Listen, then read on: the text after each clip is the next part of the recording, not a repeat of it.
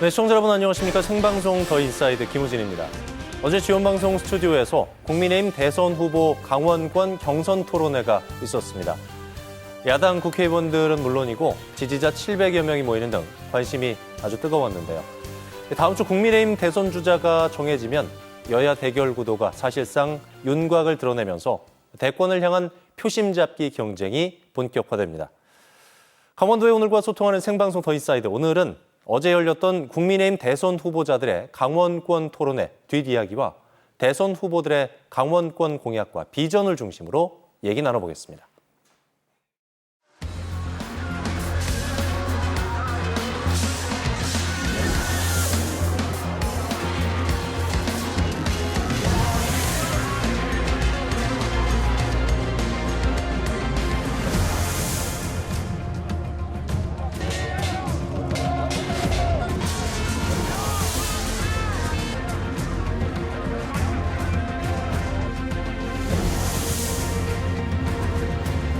아이고, 대표님.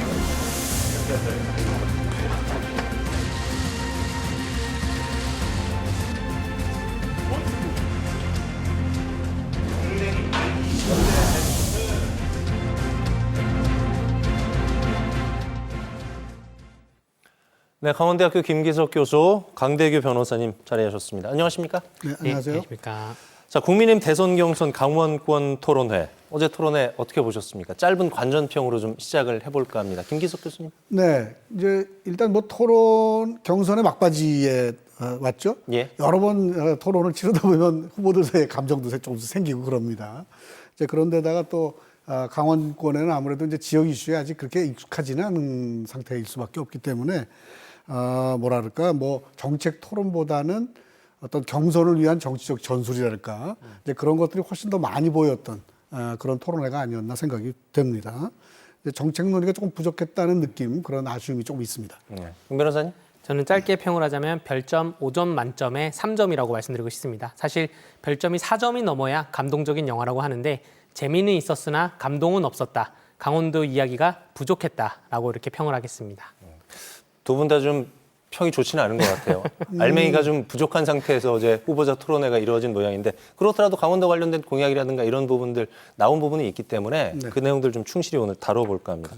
어쨌든 한 번의 마스 토론하고 서울에서의 종합 토론이 남아있긴 합니다만은 국민의힘 대선 후보자들의 지역 순회 토론회 가운데 마지막 시간이었단 말이죠. 그러다 보니까 김기석 교수님 말씀하셨듯이 감정이 굉장히 많이 격해진 상태였고 또 후보자나 유권자나 관심이 굉장히 집중된 상황이었기 때문에 어느 때보다 더 치열했던 것 같아요. 교수님 어떻게 보셨어요? 뭐 그 옛말에 뭐 불구경하고 싸움 구경이 굉장히 재밌다 이제 그런 얘기가 있는데 어제 굉장히 그 뭐랄까 재미라는 측면에서는 상당히 흥미로운 부분들이 좀 있었죠. 예. 우선은 그 원희룡 후보하고 홍준표 후보와의 격돌 한 두어 번 흥미로운 재밌는 부분이 있었어요. 처음에 그 책임 토론 방식이라고 하나요? 네. 했을 때 고교학점제 이제 얘기가 나왔을 때 예. 홍준표 후보가 아마 잘 파악은 안 돼 있는 상태였던 것 같습니다. 이제 그런데 그걸 가지고 좀 이제 논란이 벌어졌었고, 그 다음에 이제 또 뭐 수소경제나 탄소세 관련된 부분에 관련해서도 정책 논의를 하지 못하고 이제 좀 감정 싸움 비슷한 게 있었죠. 보는 사람은 재밌었습니다. 사실은. 그 다음에 이제 또 한 가지 재밌었던 거는 그 윤석열 후보가 이제 자신의 그 고발 사주 문제를 예. 걸어서 원희룡 후보하고 홍준표 후보한테 이제 말하자면 문재인 정부에 대한 그 공격으로 우리 같이 한번 해봅시다 이렇게 제안을 한 거였는데 두 분한테 야멸차게 거절당하고 말았죠. 네, 그런 것도 좀 뭐 흥미로운 부분이었고 열띤 부분이었고 그 다음에 또 1인 후보 윤석열 후보가 지금 현재 맹추격 중인 홍준표 후보의 리더십에 대해서 공격하는 예. 약간 네거티브적인 그런 모습도 있었고요. 그런 것들을 저는 아주 재밌게 흥미롭게 봤습니다. 그렇군요. 강 변호사님. 예, 결국 교수님 말씀처럼 강원도 정책에 대해서 토론한 거는 거의 없었고 이 대선 정무적인 토론이 있었는데 윤석열 후보가 주도권 토론에서 본인이 주도적으로 토론을 해야 되는데 본인 주변인들에게 들어오는 수사 압박에 대해서 뭔가 설명하고 해명하려는 그런 모습이 좀 보였고요. 원희룡 후보가 토론의 워딩 중에 재미난 것이 지방 소멸 현상에 대해서 국가 골다공증이다라고 표현을 했는데 했는데 예. 저는 이 표현이 굉장히 좀 눈에 띄었습니다. 강원도민으로서. 그리고 정책 토론 장면만 봐서 워스트를 좀 한두 개 뽑자면 유승민 후보가 윤석열 후보에게 하도급 문제에 대해서 질문을 하고 그 답변을 기다리는 모습, 그 잠깐 몇 초가 좀 인상이 깊었고 또 말씀하신 것처럼 원희룡 후보가 홍준표 후보에게 탄소세에 대해서 질문을 했는데 뭐 동문서답으로 토론이 마무리가 된 모습, 이런 모습을 워스트 장면으로 뽑겠습니다. 네. 어쨌든 그럼에도 불구하고 강원도민들은 유심히 지켜보면서 어떤 강원도 공약이 나올지 굉장히 기대를 많이 하면서 지켜봤던 상황이었거든요. 자, 이번에는 국민의힘 대선 경선 후보자들의 강원권 공약을 듣고 다시 이야기를 이어가 보겠습니다. 강원도를 의료와 인공지능을 결합한 정밀 의료 산업의 기지로 만들겠습니다. 정밀 의료 산업 기지를 구축하고 또 아울러서 디지털 헬스케어의 메카로 만들겠습니다. 삼척의 LNG 기지를 바탕으로 대량 수소를 생산해서 액화 수소 에너지의 거점 지역으로 만들겠습니다. 제주특별자치의 경험을 살려서 강원도 특별자치법을 만들어서 강원도의 미래를 스스로 설계할 수 있는 과감한 권한이양을 하겠습니다. 춘천, 원주, 강릉, 속초를 수도권과 빠르게 연결시키는 미래의 첨단 교통 인프라를 아낌없이 투자하겠습니다. 영동과 영서의 지역 불균형을 해소하겠습니다. 저는 여러분의 관사, 주택 문제, 여러분의 육아 문제, 아이들의 교육 문제, 그리고 가까운 데 병원이 없어서 쩔쩔매야 되는 이 병원 문제, 이 문제를 종합적으로 해결해서 강원도에서는 우리 군과 또 민간 시민들께서 같이 이용할 수 있는 그런 교육, 보육, 병원 시설을 확립을 하도록 하겠습니다. 한국과 러시아가 직접 하는 방안을 추진하겠습니다. 러시아산 LNG를 도입해서 이걸 수소로 전환을 해서 수소 경제의 중심이 되도록 해보겠습니다. 강원의 하늘길, 바닷길, 땅길을 한번 확대해 보겠습니다. 원주, 춘천, 강릉의 산단을 한번 조성해 보겠습니다.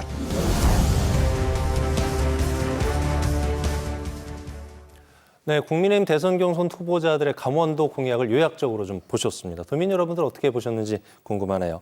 후보들의 강원권 공약, 이 부분은 도민들의 최후의 관심사 아니겠습니까? 좀 더 깊이 있게 들어가 보도록 하겠습니다. 김기석 교수님, 각 후보들의 강원권 공약 어떻게 평가하실까요? 네, 지금 이제 아마 저 짧게 편집을 한 것 같은데 예.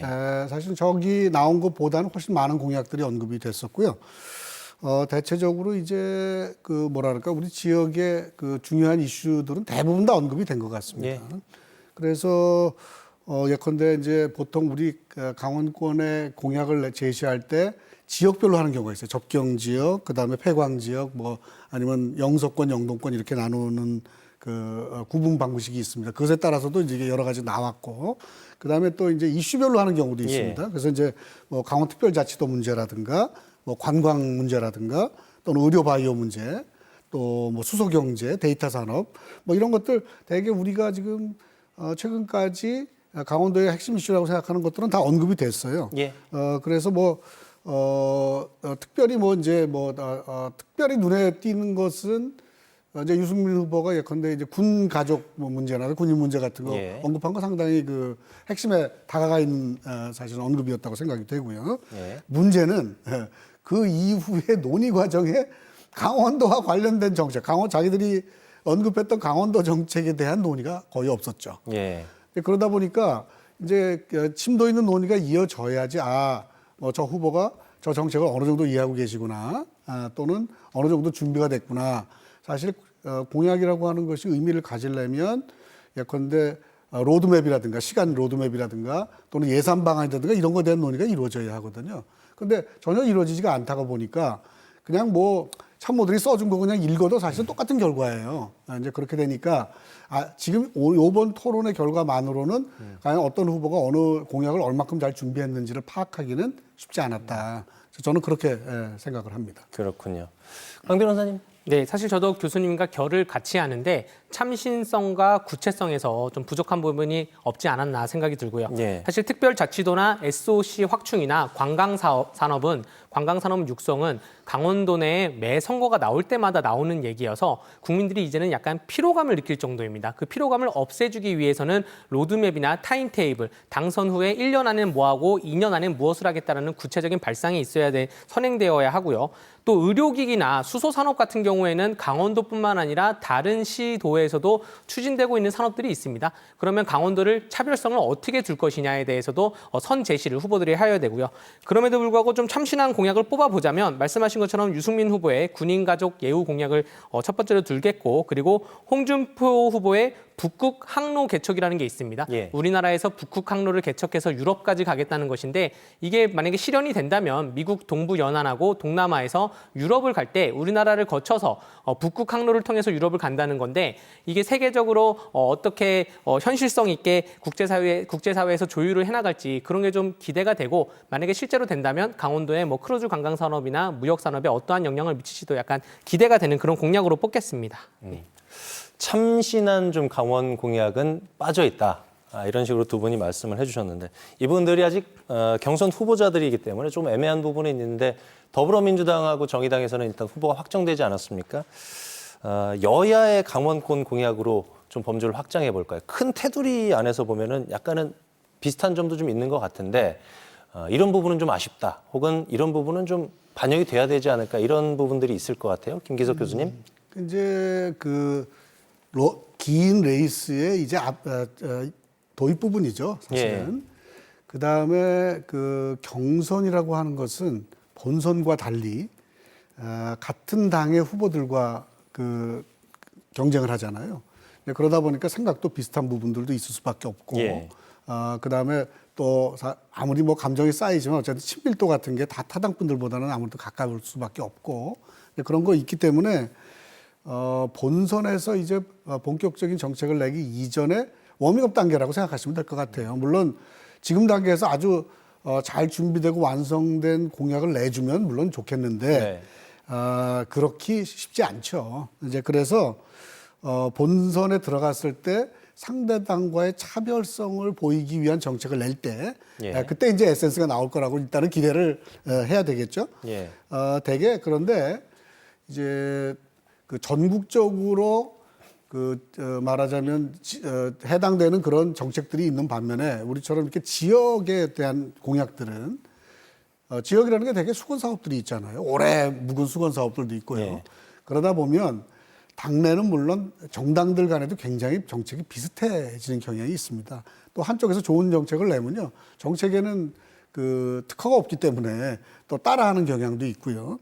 그러다 보면 차별성 있는 정책을 내기가 쉽지는 않아요. 근데 이제 이번에 네 분 중에 세 분이 냈고, 그다음에 지난번 민주당에서도 그랬고, 결국은 강원도에 누구나 다 공통적으로 내는 그 공약은 뭐냐면 특별자치도 문제입니다. 물론 이제 저희가 우리 여기서 한번 논의도 했습니다만은, 민주당 쪽 특별자치도는 평화특별자치도고, 그 국민의힘 당 특별자치도는 이제 경제특별자치도잖아요. 이제 그런 것과 관련된 논의가 조금 이루어지긴 했었으나, 별로 이렇게 심도 있는 논의가 이루어지지 않았고, 어떤 후보는 사실 그 차이도 파악하지 못하고 있다는 느낌도 주고요. 이제 그런 것 때문에 뭐 조금 선거 유사가 본격화되고 정당 간 경쟁이 이루어졌을 때 좀 이제 서로 특징을 보이는 정책을 내지 않을까, 이제 그런 생각됩니다. 이번에는 사실은 뭐 이렇게 뭐랄까 좀 평가해 줄 만한 그런 부분은 찾기가 쉽지 않았습니다. 네. 뭐 공약이라는 게 내세우면 지켜야 되는 거기 때문에 그렇습니다. 좀 신중해야 되는 부분도 있었다. 그런 것도 있을 수 있고요. 도민 입장에서는 약간 그렇게 이해해보고 싶은 점도 좀 있었던 것 같아요. 강 변호사님. 이 강원도 공약을 크게 두 가지로 말하자면, 이렇게 여야를 한꺼번에 놓고 봤을 때 특별자치도 공약이 있고 규제 완화 공약이 있습니다. 근데 이 특별자치도가 평화특별자치도이던 경제특별자치도이던 지금까지 알맹이가 나온 적은 없습니다. 이 허울 좋은 이름만 나왔고요. 우리 도민들이 진짜로 느낄 만한 알맹이가 나오지 않아서 거기에 대해서 준비를 좀 더 하셔야 합쳐야 된다고 보고요. 예. 규제 완화도 군사 규제 완화, 뭐 농립 규제 완화, 산림 규제 완화 이런 큰 테두리는 나왔는데 뭐 이런 규제들을 어떤 규제가 있고 어디까지 완화를 해주는지 이런 구체적인 발상은 나오지 않았습니다. 그리고 사실 강원도가 단일도이지만 생활권이 구분되어 있는 것이 환동해권, 접경지권, 폐강지권, 내륙 영서권이 있는데 이에 대한 구체화된 공약도 필요하고요. 근데 아직까지는 아마 여당 내에서도 정책 인력이 단일 후보가 뽑혔지만 분산돼 있던 정책 인력을 지금 합치는 과정이 있을 거고 국민의힘도 11월 5일에 단일 후보가 뽑히면 지금 각 선거 캠프별로 분산돼 있던 정책 인력들이 이제 합쳐져서 일을 하게 될 텐데 그렇게 된다면 올 연말이나 내년 초에나 강원도에 대한 구체적인 공약을 도민 여러분들이 살펴보고 비교할 수 있을 거라고 생각이 됩니다. 네. 어쨌든 같은 당내에서 이렇게 경선 토론회가 굉장히 치열하더라고요. 뭐 더불어민주당도 마찬가지였지만 당내에서 경선 토론회가 이 정도인데 진짜 국민의힘이 대선 주자가 확정이 되고 여야가 맞붙으면은 본선 경쟁은 김기석 교수님 훨씬 더 치열해지겠죠? 그렇죠. 이제 내용도 치열해지고 그다음에 양상도 달라지고 그럴 가능성이 많죠. 지금 이제 더불어민주당의 경우에는 어느 정도 이제 원팀의 모습을 갖춰가는 느낌이에요. 최근에 와서 일단 이낙연 후보가 이제 완전하게 승복을 하고요. 그다음에 이제 그 국민의힘 당도 아마 아마 이제 한국 정치에서 그거를 승복 안 하고 뛰어나가서 뭐 다른 정치 행보를 걷는다 그러는 건 이제 쉽지 않을 거라고 생각합니다. 네. 근데 이제 그렇더라도 그거를 극복하고 원팀이 될 때까지 얼마나 시간이 걸리느냐, 그 사이에 어느 정도로 에너지를 축적할 수 있느냐, 이제 이런 문제들이 좀 있을 거예요. 그래서 양쪽이 원팀을 만약에 가지게 되면은 이제 정책적인 측면에 있어서 그렇고 하다못해 네거티브라든가 프레임 싸움이라든가 그런 것들이 굉장히 이제 치열해지겠죠. 그러니까 이제 그동안에 말하자면 산발적으로 있었던 여러 가지 이슈들, 이제 뭐 어떤 후보가 결정되냐에 따라 다르겠지만은 산발적이 이루어졌던 여러 가지 이슈들이 이제 양쪽이 당의 힘을 결집해서 체계적으로 이제 대결이 될 거 아니겠습니까? 이제 그러니까 그동안과는 달리 예컨대 데이터라든가 논리라든가 뭐 심도라든가 이런 측면에서도 훨씬 깊이 있는 그런 싸움이 될 거라고 생각이 됩니다. 그렇군요. 어쨌든 대선 전국에서의 그렇다면 주요 이슈라든가 아젠다라든가 이런 건 어떤 게 있을까요, 교수님? 제가 좀 말씀드리겠습니다. 네, 사실 항상 우리나라 대선 전국에서 있었던 아젠다는 대북 정책이 있을 거고 경제 정책이 있을 텐데 아마 위드 코로나와 함께 소상공인 경제 정책이 큰 아젠다로 들어올 수가 있고요. 또 7, 8년 전 선거부터 선거 양상 중에 청년 아젠다가 항상 대두되고 있습니다. 그래서 청년 아젠다도 나올 수가 있고 뭐 헌법 개정이나 개헌, 지방자치분권제, 지방 소멸 문제 이런 다양한 아젠다가 나올 수가 있는데 이 아젠다가 어떤 아젠다가 중요한 게 아니라 누가 이 아젠다를 만들고 누가 선점하느냐가 아마 대선의 주요 키포인트가 될 것이고 제가 좀 제시하고 싶은 아젠다는 우리나라가 앞으로 향후 먹거리 산업에 대해서 진지하게 고민해야 되는 기로에 있는 시점인데 IT 강국을 당당히 외치다가 최근 4차 혁명에 있는 뭐 딥러닝, AI, 뭐 딥페이크, 무인 자동차 이런 신기술에 대해서는 약간 뒤처지는 모습을 보이지 않나라는 그렇기 때문에 IT와 철강 이후에 IT, BT, CT, 뭐 바이오 테크놀로지, 뭐 컬처 테크놀로지, 오징어 게임 같은 IT, BT, CT 이후에 우리나라 먹거리 산업, 뭐 RT, 로봇공학이나 NT, 뭐 뉴런공학이나 이런 신사업에 대해서 심도 있는 아젠다가 나와야 된다. 저는 이렇게 제의드리고 싶습니다. 그렇군요. 저도 좀 아젠다에서 말씀을 좀 드릴까요? 아직 나오지 않은 것들 몇 가지가 있어요. 일단 아마 제 생각에는 이번 선거에서 제일 큰 아젠다는 부동산 이슈가 되지 않을까 싶습니다. 부동산 이슈는 두 가지 측면에서 아젠다가 될 가능성이 높은데요. 하나는 문재인 정부의 실정이다. 문재인 정부가 정책적으로 실패했기 때문에 아파트 값이 올랐다는 것 때문에 야당의 공격 포인트가 될 가능성이 있고요. 두 번째는 이재명 후보와 관련된 대장동 문제 있지 않습니까? 이것도 역시 부동산 문제거든요. 이제 그래서 대장동 문제가 계속해서 이어지면서 그다음에 그거와 관련해서 예컨대 뭐 반격으로 나오는 다른 부동산 문제 이런 것들이 이어질 가능성이 많이 있습니다. 이거는 계속해서 아마 선거 끝날 때까지 거의 뭐 계속 문제가 되지 않을까 싶고 두 번째는 불공정 문제가 있어요. 그래서 이제 이거는 뭐 일자리 청년 인구 문제 이런 것들 뭐 우리 지역 소멸 문제 이런 거 다 불공정 문제고요. 그다음에 마지막으로 하나는 포스트 코로나 문제가 있습니다. 코로나 끝나가지 않습니까? 지금 인플레이션도 문제가 되고 있고 뭐 유통 문제도 있고 여러 가지 있잖아요. 이런 포스트 코로나를 어떻게 이끌어갈 거냐 하는 문제에 대한 어젠다가 떠오르지 않을까 생각합니다. 강원도로 다시 돌아가 볼까요? 대선 전국에서 여야 후보들의 강원도 관련 공약을 좀 현실화시키고 주요 의제가 되도록 하기 위해서 우리가 좀 필요한 것들이 있을 것 같은데요. 강 변호사님 어떻게 보세요? 네, 일단 여야 후보들이 강원도에 대한 이해가 있어야 되는데 그렇기 위해서는 강원도 내 현역 정치인들이 그 여야 후보들에게 직접 건의할 수 있는 그런 그 창구가 있어야 되는 거고요. 예. 사실 대선 캠프에서 아무리 지역 공약에 대해서 구체적으로 만든다 하더라도 그 지역의 사정을 그렇게 속속들이 알기는 힘듭니다. 그렇기 때문에 지금 지역에 있는 지역 정당, 각 양당의 강원도당에서 대선 캠프에 적극적으로 아이디어를 내야 되고 그 아이디어 속에는 로드맵과 예산안과 그리고 그런 것이 함께 들어가야 된다고 그렇게 보여집니다. 네. 그렇군요. 김 교수님. 네, 이 부분에서 지난번에도 말씀을 드렸던 것 같은데 결국은 지역에서 적극적으로 만들어서 인풋 집어넣어야 되고요. 예. 요구해야 되고요. 그다음에 우리 지역과 다른 이해관계를 가진 지역들이 많이 있기 때문에 우리가 좀 더 나은 논리, 좀 더 나은 데이터, 좀 더 나은 강한 주장 이런 걸 통해서 관철시키는 그런 노력을 하지 않으면은 이번에도 역시 또 강원도 홀대로 나올 가능성이 또 있습니다. 그러니까 노력 우리 다 마찬가지인데요. 언론, 학계, 무슨 법조계 다 마찬가지인데 노력 같이 해야 됩니다. 지역 경선 순회 토론회가 이번에 마무리가 됐습니다만 어쨌든 캠프에서도 좀 신경을 쓴다면은 앞으로 이제 이런 선거가 있다고나 할 때 지역 공약들을 좀 제대로 발굴을 해서 다니면서 이렇게 좀 펼쳐보는 것도 하나의 전략이 될 수 있는 부분이니까 참고를 좀 하는 것도 좋을 것 같아요. 네. 자, 앞으로 남은 대선 과정의 주요 관전 포인트 어떻게 보고 계신지 정리 말씀 포함해서 마지막 말씀으로 좀 들어볼게요. 김기석 교수님. 이제 관전 포인트 서너 가지가 있는데요. 예. 우선 첫 번째 정권 교체 문제죠. 네. 그래서 이제 지금 이제 대체적으로 여론조사 결과는 정권 교체 욕구가 높은 거로 돼 있습니다. 이제 그래서 과연 이것이 어떤 형태로 전개될 것인가 하는 문제가 포인트고요. 두 번째는 역시 선거 구도입니다. 그래서 이제 아마 지금 제1당과 제2당은 대체적으로 이제 정리가 된 것 같고요. 그 다음에 나머지 정당들 중에서 정의당이라든가 또는 국민의당인가요?